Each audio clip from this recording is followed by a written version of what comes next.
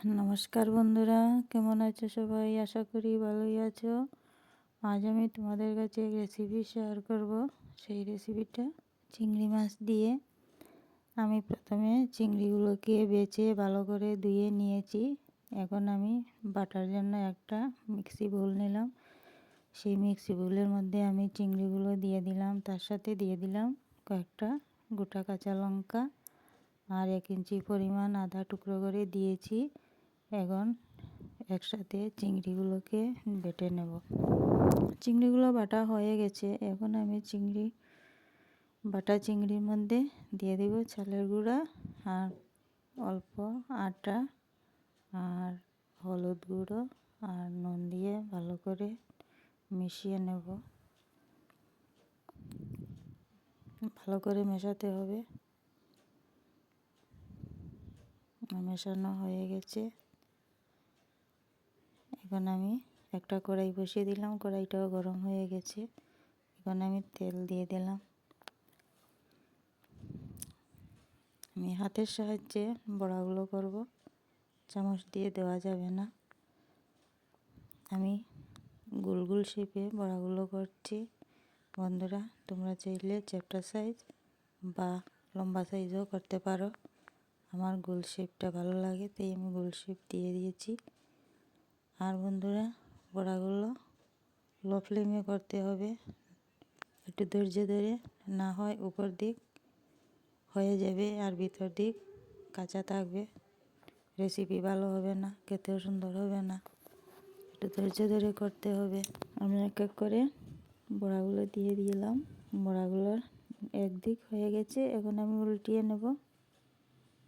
কি সুন্দর মুচমুচে হয়েছে। আর বড়াগুলো কত ছোটো ছোটো দিয়েছি, কত বড় হয়ে গেছে।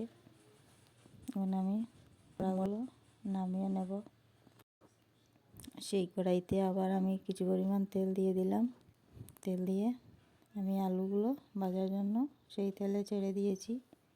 আর অল্প নুন আর অল্প হলুদ গুঁড়া দিয়ে আমি আলুগুলোকে প্রথমে ভাজা করব। আলুগুলো ভাজা হবে আর আমি তার ফাঁকে কিছুটা মশলা করে নিই সেই তরকারিতে দেওয়ার জন্য।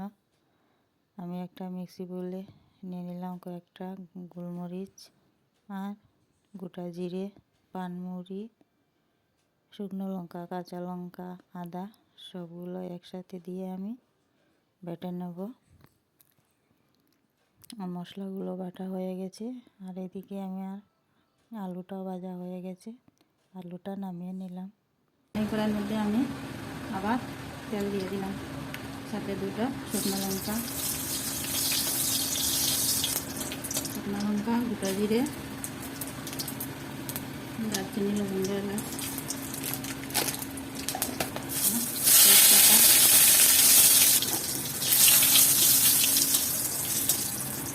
ফোড়নটা হয়ে গেছে। এখন আমি টমেটো আর পেঁয়াজ বাটা দিই।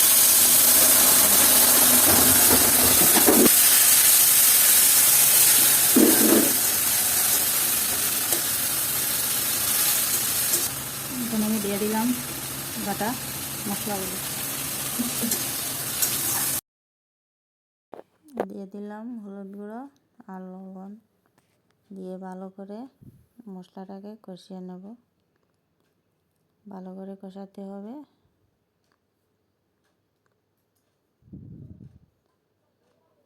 ভালো করে কষানো হয়ে গেছে।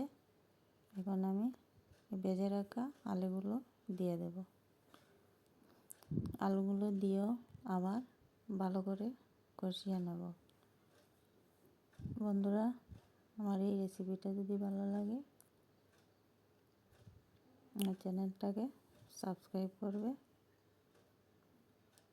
আমার আলুগুলো ভালো করে কষানো হয়ে গেছে।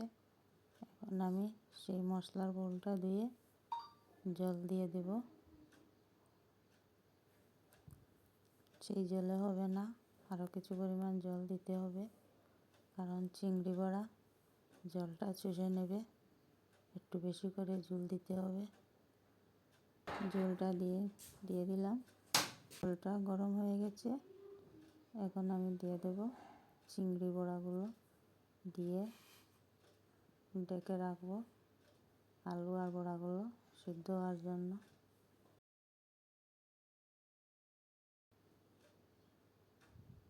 এখন ঢাকনাটা তুলে নিই, দেখি কেমন হয়েছে। আমার তরকারিটা হয়ে গেছে। এখন আমি অল্প গরম মশলার গুঁড়ো আর ধনেপাতা দিয়ে নামিয়ে নেব। রেডি হয়ে গেল আমার চিংড়ি বড়া দিয়ে আলু দিয়ে ঝোল। আবার দেখা হবে আগামীকাল অন্য ভিডিওতে। বন্ধুরা ভালো থাকবেন, সুস্থ থাকবেন। ধন্যবাদ।